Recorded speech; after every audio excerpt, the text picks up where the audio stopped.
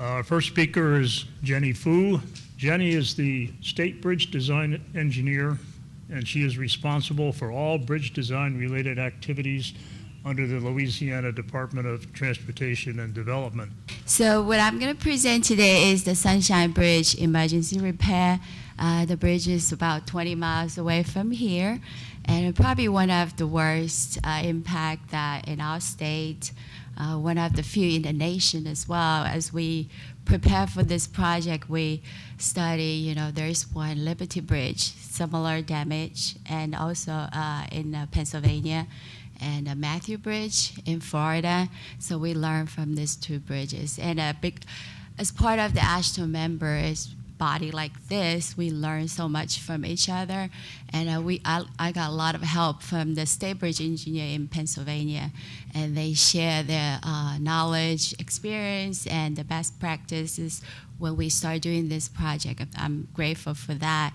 And also consultants send me emails and phone calls and call me, what they can do to help us. And also we, Hardesty Hangover did the Matthew Bridge part of it, and they share their lessons learned. So we incorporate all that knowledge into this project. So I'm gonna go ahead and get started. This is my outline. I'm gonna talk about the damages, show you basically a lot of pictures. And then the repair process, it's more like high-level overview. I cannot get into the details of each steps, but give you a general sense of what process involved. And then the project team, like this type of project requires a lot of talented people and hardworking, and try to get the bridge open again. Quick timeline, I'll show you that. Okay, so this is the first couple of pictures I received from David Miller. I quickly learned that anything from David is not going to be a good news. It requires a lot of work. So October 12th, 3 a.m., Sunshine Bridge was hit, and I got an email from David 5:30 in the morning. And this is the barge with the crane on top hit the bridge. And then as we closed the bridge, our surveyors was doing the work. I think this was the picture took by a surveyor that also see the same barge passing through this time through the main channel. When they hit it, it was on the west side channel. This bridge, like I said, it's about 20 minutes away from here, or 20 miles, and it is on a state route, LA 70, high traffic. And it's crossing the Mississippi River. This is the picture of a beautiful truss bridge. When we close this bridge, the downstream is about 50 miles away. And then upstream, about 40 miles, this is the infamous, very busy bridge, Mississippi crossing. So can imagine the impact to the community. So the mission is really try to open it as soon as possible. Give you a general view of where the impact is. It's here. And it's the panel between L15 and L16. And you can see the vertical clearance here is about 133 feet. It's so high up in the air. Once we close the bridge, we don't know where the loads go, so we don't want to put any heavy equipment on there, so the access is an issue. Give you a better view of where the damaged member is. And this damage is a bottom core. It's a compression member, and about 1.7 million pounds. So to put in a perspective, I have to give this credit to Joey Coco from a survey team, and he used analogy of African elephant. So each elephant is about 12,000 pounds. So if you imagine you stack up about 142 elephants, that gives you about 1.7 million pounds. So it's a huge load. The structure itself, this is the floor beam, this is the stringers, and not only the main core was damaged, and also the lateral bracings are damaged too. So the question is, where did these elephants go after the impact? How many of them still remain in the member? Nobody knows how much load remaining in the member and where the rest of the load goes. It could go to the other side, the upstream truss member, through the deck system, floor beams, and the stringers. It could go to the neighboring courts on the downstream where the impact is. So I'll touch a little bit more on that. So just give you a sense of the damage that core. This is the initial on-rope inspection. This is the different view and insider view. So the core was really damaged, and also the connecting the gusset plates are bended in the different directions. And this is another view of where the bottom core is. This is the bottom core, and then those are the laterals. And you can see all the gusset plates are bent in the different directions. And this is a lateral gusset plate for the lateral bracings. And a lot of connections, both sheared off or bended. Those are the stringers on top of the floor beams. All the expansion joints are closed, and a lot of spars in the different locations. If you're counting all the locations, damaged locations, about 49 locations, and all the miscellaneous damage, about 160 plus. So what are we gonna do with this? A lot of preparations goes into it and help us finalize our design for the repair. Of course, survey is the first team goes out there, baseline survey and a 3D scan of the structure, especially where the impact was.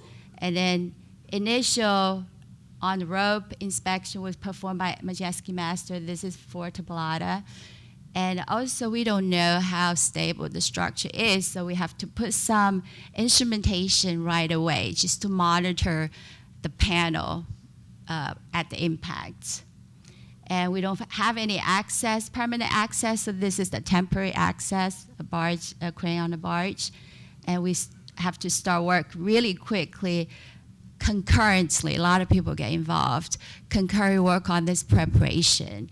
And people need to start put shop joint together for the main platform so designers can access to the damaged location, do in-depth inspection and the measuring all the dimensions. And also we need lots of secondary access because, as I mentioned earlier, a lot of damage is spread out throughout the structure, so we need lots of secondary platform access. And also, of course, deal with the public and pressure. This is the picture that Governor came to visit the site. And I give you this picture because that's where it's a 3D scan, shows where the panel between L15, L16, so the as-built is 40 feet. So when it got hit, basically this panel was shortened by 3/8 of an inch. And that's the major, one of the goals to restore the geometry of it. So there are two goals. One is to restore the geometry. The other is hopefully at the same time restore the loads. We have that 1.7 million pounds or 142 elephants that in that structure. So this gives you an overview of the repair steps. So with all the preparations done, we have to really design jacking frame or what we call low pass system, so that once we have this system up and then the structure has the original capacity. The framing is designed for the capacity of the structure. And then we have to cut the middle section of the damaged core. It was too much to be able to restore by heat straining. We consulted with a couple of heat straining experts and realized this section has to be removed.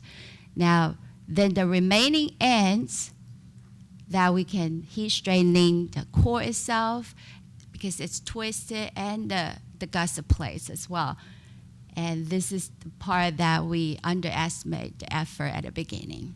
Once we do that, we can jack the structure to the original geometry and then install the replacement core and the splice ends to the new member to the restored ends. And after that, we can transfer the loads from the jacking frame to the replacement core. It looks very simple, but each step really involves a lot of work. So the step one is design the jacking frame. Based on the lessons we learned from other projects, we need to be conservative. in this, and we should be more conservative, the lessons learned, but it worked. So we basically designed for 1.75 of the loads, 1.7 million. So we got jacking system that can handle 2.55 million pounds. And if you look at the member, it's huge. We've never seen such a large member before, 14,342.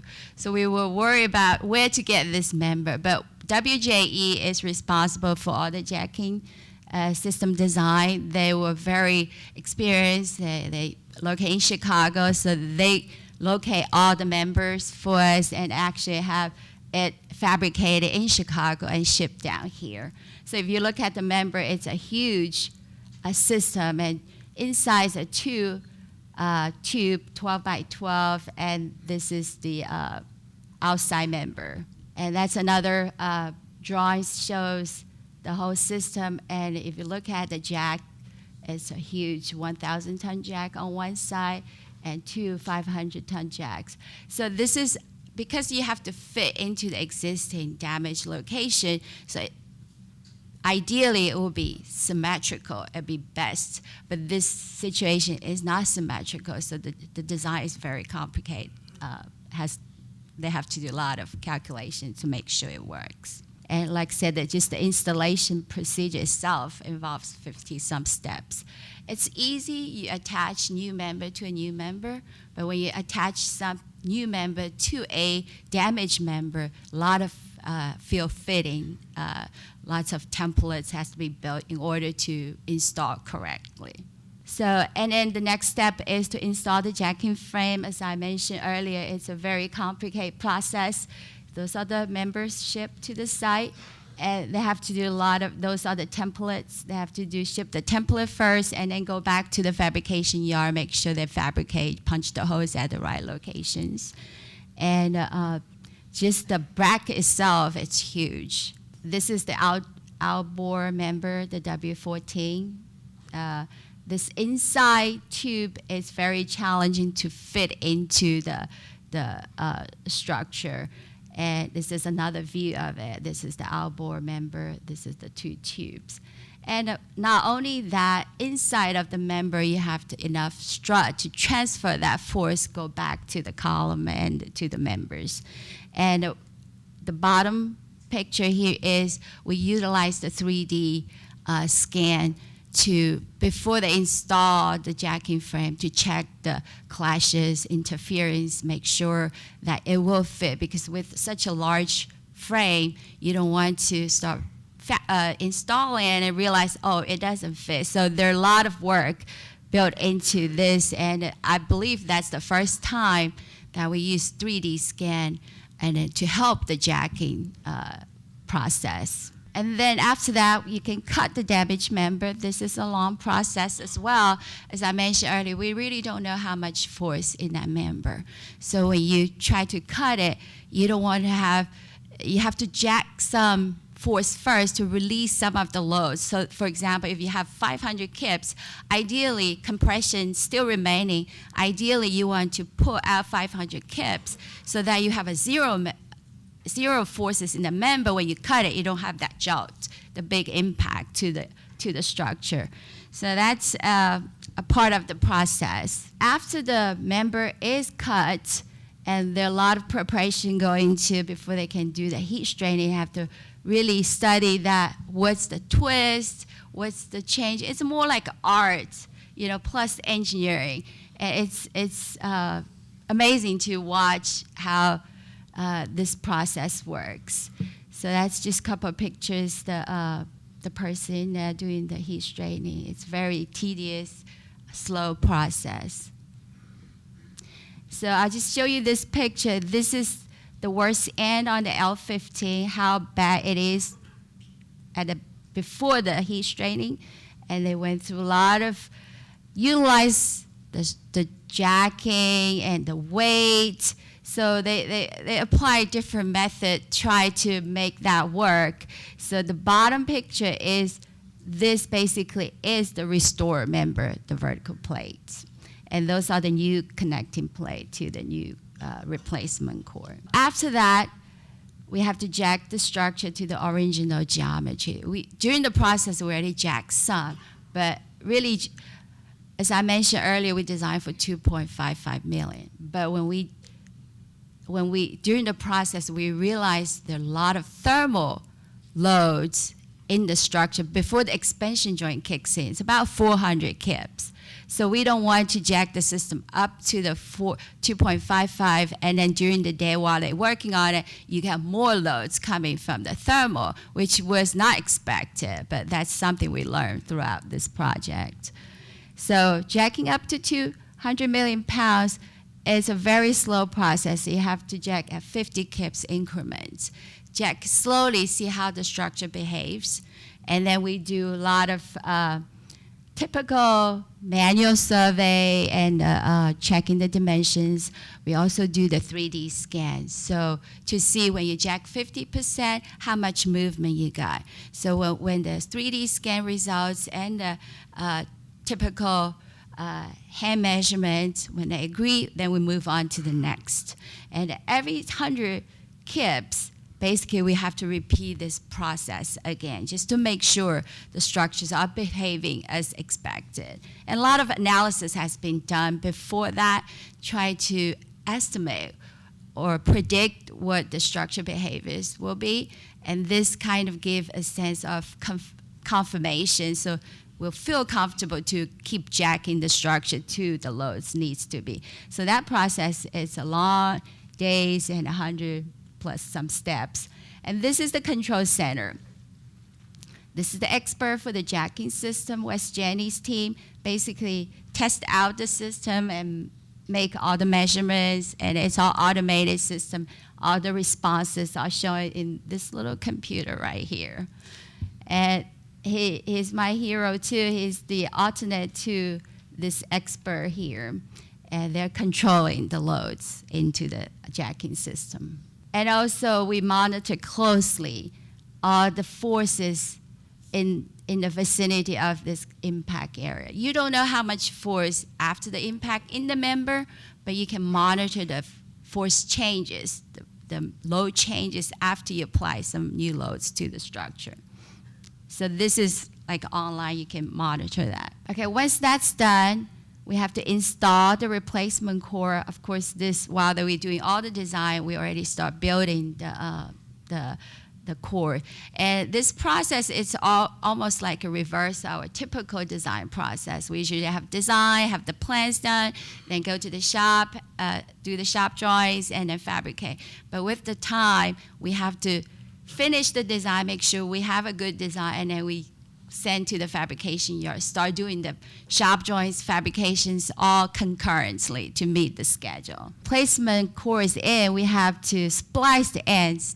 Those has to be field drilled because you have to take the measurement, make sure it fits, and then you field drill all the bolts. It's very time-consuming process. Once that's done, then it's a reverse process. Basically, you have to transfer the load from the jacking system and back to the new core. That's when you have to go slowly too, similar to the increase the load and to that process. This picture shows you the before and the after photo. So this is the damaged core and that's after. So as I mentioned, we have had two goals, right? So one is to restore the geometry. I'll show you this, and our survey team is very creative.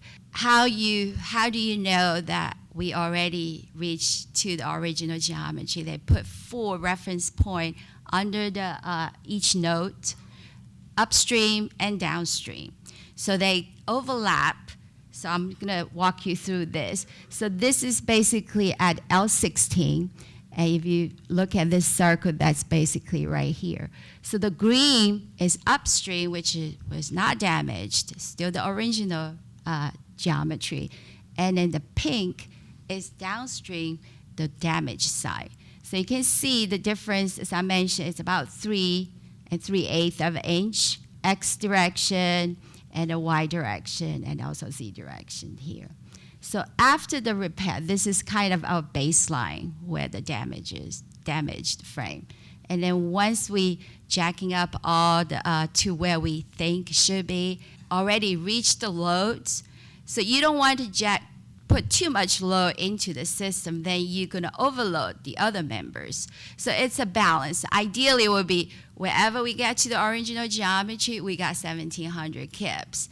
With such impact damage, you have some non-linear responses into the structure. So we don't expect perfect, but it's almost perfect. So if you look at this after the repair, the gold is upstream, the good side, and purple is the downstream. You can really hardly see much difference with eye, but the number is about 5/8 of an inch. So we think it's very good. The geometry should be considered restored. And then we mentioned this before, and then how much load remaining is in this member and how much load we transfer back to the new core.